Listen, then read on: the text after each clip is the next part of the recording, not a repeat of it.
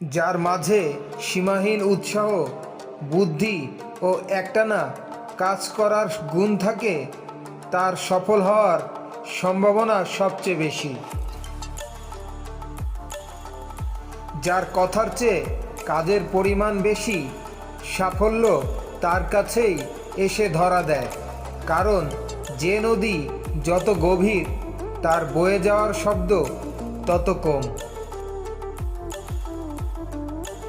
একটি সুন্দর মুখের কুৎসিত কথার চেয়ে একটি কুৎসিত মুখের মধুর কথা অধিকতর শ্রেয়। দক্ষতা অর্জনের পথ হল অপরের অভিজ্ঞতা মনে রাখুন, নিজের উদ্দেশ্য সামনে রাখুন, সাফল্যের জন্য মনকে তৈরি করুন, যতটা সম্ভব অভ্যেস করুন। সবসময় অপর ব্যক্তিকে নিজের শ্রেষ্ঠত্ব উপলব্ধি করার সুযোগ দিন। মন্দ সহচর্যের চেয়ে নিঃসঙ্গতা অনেক ভালো। সবসময় হাসতে হবে। হাসির মাধ্যমে আমরা জীবনের অনেক সমস্যাকে দূর আকাশে পাঠাতে পারি। যিনি নিজের মন নিয়ন্ত্রণ করতে পেরেছেন, তিনি সফলতা লাভ করেছেন। যা আপনাকে পীড়া দেয় এমন বিষয় নিয়ে 1 মিনিটের বেশি ভাববেন না।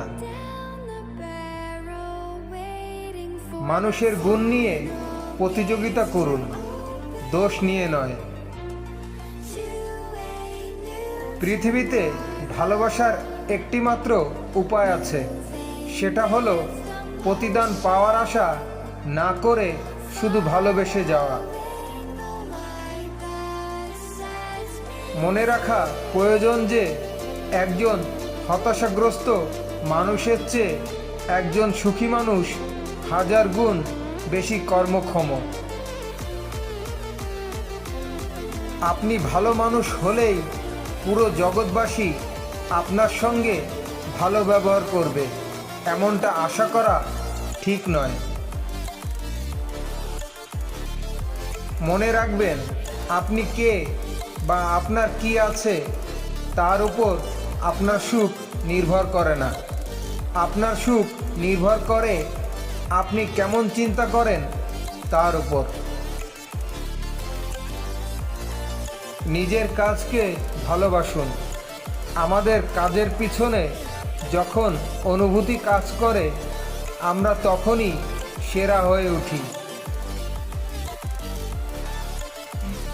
আত্মসম্মান, আত্মজ্ঞান, আত্মনিয়ন্ত্রণ, এই 3টি শুধু মানুষকে সর্বশক্তিমান করে তুলতে পারে। সঠিক জীবনযাপন নির্ভর করে এদের উপরে।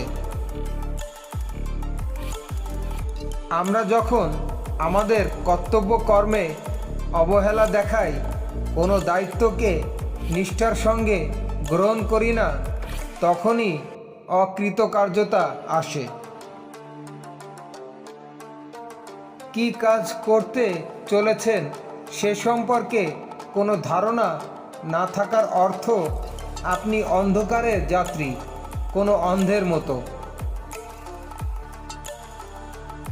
অস্পষ্টতায় ভরা দূরের কিছুর চেয়ে কাছের স্পষ্ট কিছু দেখাই আমাদের দরকার।